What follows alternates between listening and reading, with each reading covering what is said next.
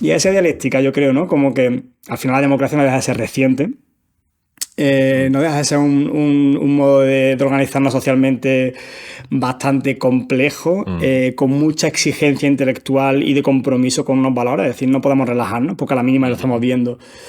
Surgen otros modos más autoritarios y es fácil que surjan por diferentes cuestiones. Entonces, me parece como que es una forma de decir, oye, vamos a atarnos en corto, ¿no? Como vamos a ser mejores y como el que se obliga a ir al gimnasio, ¿no? O como el que mejor, como el que dice, yo estudio por mi cuenta, inglés. No, voy a una academia porque si no yo no lo hago, ¿no? Entonces esto en plan, oye, vamos a obligarnos a hacernos así, aunque después no lo seamos, aunque después estas leyes van a implementarse en un porcentaje muy pequeño, pero ya es una dialéctica hacia donde queremos ir y ya va a haber gente que nos va a exigir porque hemos planteado la legislación, entonces van a tener a dónde amarrarse.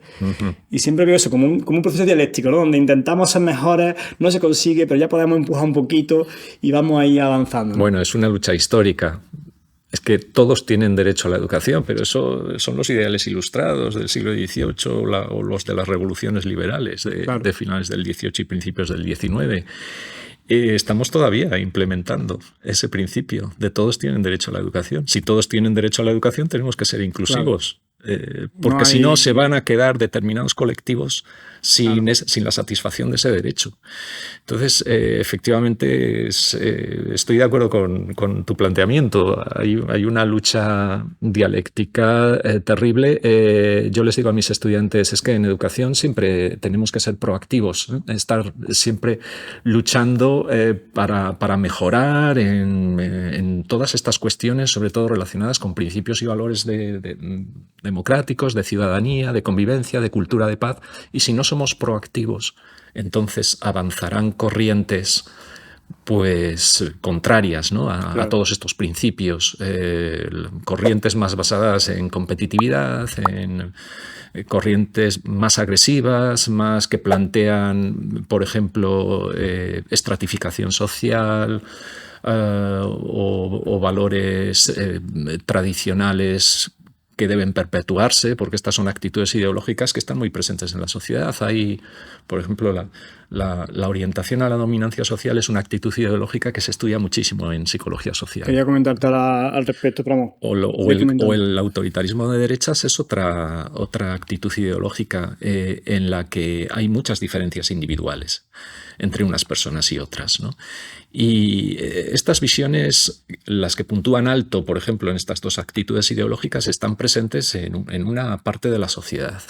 Y si no somos proactivos, quienes creemos firmemente en profundizar en valores democráticos y en que todos y todas tienen derechos, y la educación es un derecho fundamental, pues van a avanzar esas otras visiones que están presentes ahí, que en psicología se sabe perfectamente y se miden. Claro. Sí, lo que tú comentas, vamos, por citarlo de forma particular y concreta, estás haciendo mención a estudios específicos que me facilitaste cuando te pedí bibliografía, donde se estudian qué tipo de factores de personalidad están más vinculados con un tipo de práctica más o menos inclusiva, y se mencionan esos dos que tú comentabas como los principales factores que te van a decir si una persona pues va a tender más a tener una práctica inclusiva o no, que era la orientación a la conducta autoritaria, ¿no? Sí, autoritarismo y dominancia. Básicamente sería.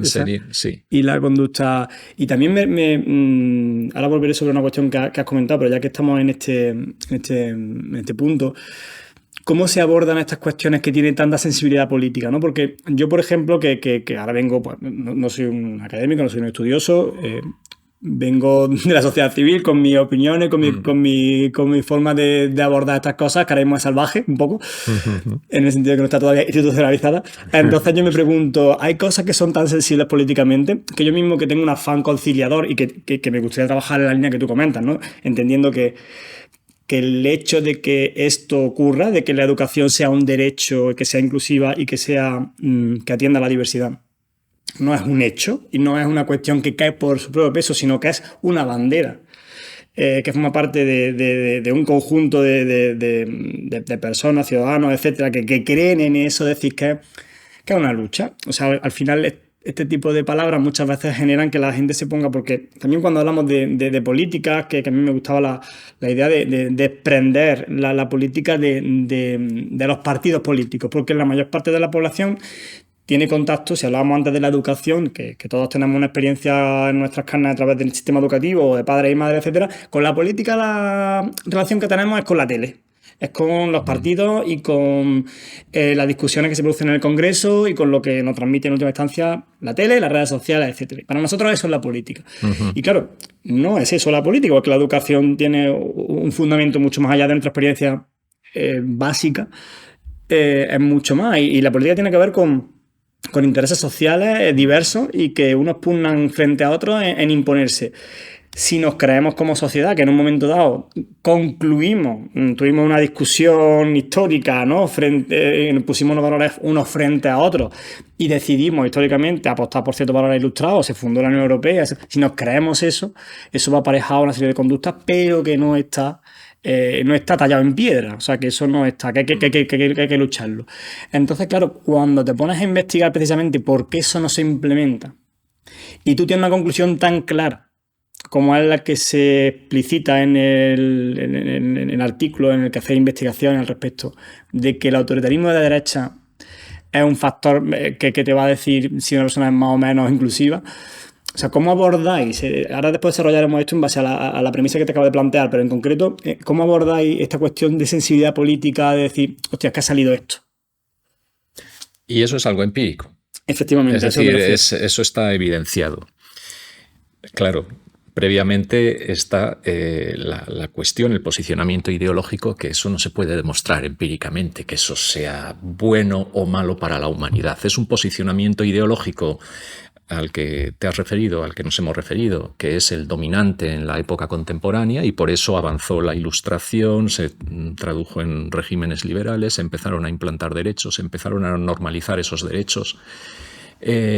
Tardamos décadas, yo diría siglos, en normalizar relativamente el derecho a la educación, y ahora estamos en una época en la que tenemos que trabajar por la excelencia en la satisfacción del derecho a la educación, y la excelencia significa dar a todo el mundo las mismas oportunidades.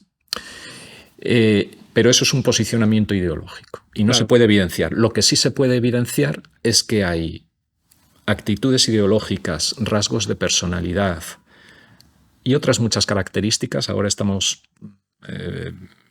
estudiando la relación de la identidad social con las creencias, actitudes y prácticas inclusivas. Las personas que se identifican con grupos minoritarios, grupos sociales minoritarios más vulnerables, es más probable que valoren la diversidad y que desarrollen conductas inclusivas. Hemos estudiado un colectivo de profesionales de la educación superior de estas 8 universidades a las que hacía referencia antes, y se evidencia esto también, ¿no? Claro, ¿qué podemos hacer nosotros? Pues partir de la evidencia. Como investigadores tenemos que partir de la evidencia para proporcionar orientaciones y llevar a cabo prácticas que sean coherentes con los resultados de investigación. La formación del profesorado universitario es como el ámbito práctico en el que inciden en primer lugar, o al que hay que transferir en primer lugar los resultados de la investigación. Si hemos citado estas actitudes ideológicas y quienes puntúan alto en ellas tienden a ser menos inclusivos, pues habrá que formar al profesorado universitario en rebajar su valoración sobre la estratificación social o sobre determinados valores tradicionales, ¿no? Para que empiecen a desarrollar actitudes más abiertas a la experiencia y más sensibles y empáticas también con los colectivos más vulnerables. La formación es un ámbito práctico en la universidad que es clave, y ahí tenemos también dificultades para hacer esa transferencia, porque el profesorado está saturado de trabajo, no tiene demasiado tiempo para formarse. Tenemos un sistema en la universidad de evaluación de nuestra actividad profesional muy presionante, con baremos muy amplios. Tenemos multitud de méritos que tenemos que conseguir para progresar académicamente en la universidad. En fin, hay cierta complejidad en la transferencia, ¿no? pero que nos parece claro que la formación hay que acometerla y que no tiene que ser solamente una formación genérica. Un determinado número de cursos, de talleres o de actividades incluso de aprendizaje servicio, porque es fundamental la relación de la universidad con la comunidad. Genéricos para todo el mundo, pues probablemente tenga que haber algunos genéricos, pero luego hay que personalizar también la formación. No todo el mundo necesita lo mismo. Lo que evidencia nuestras investigaciones es eso. Claro, porque al final es una cuestión que se deriva de una investigación, que el debate público fuera de la academia, pues además dos autores que me recomendaste este verano cuando te pedí bibliografía general sobre la historia de la educación, que fueron Agustín Escolano y Manuel de Puelles. Y bueno, ambos hablan de que, sobre todo Manuel de Puelles lo recuerdo como muy, muy concreto, que habla de que la historia de la educación es como la historia de estas sociedades, la historia de la lucha entre igualdad y libertad, ¿no? Que al final la igualdad la representan, digamos, defendida por los sectores más izquierda o progresistas y la libertad por... Bueno, hay muchas separaciones, ¿no? Porque la libertad por los de derecha también podría, los tradicionales más conservadores igual, pero bueno, en última instancia derecha con la libertad y izquierda con la igualdad. En el sistema educativo se representa esta disputa histórica en cuestiones que tienen que ver con el día a día nuestro de noticias relacionadas con la educación, con el PIN parental, con las escuelas privadas, con las escuelas públicas. Sí.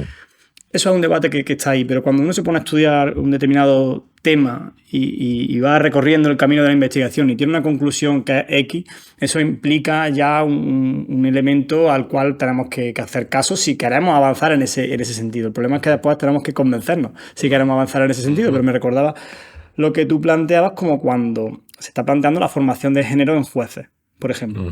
Dice, claro, es que la ley es una interpretación, como tú decías antes, las universidades plantean las leyes como ellos las entienden, porque las leyes al final tienen un margen interpretativo siempre en la práctica.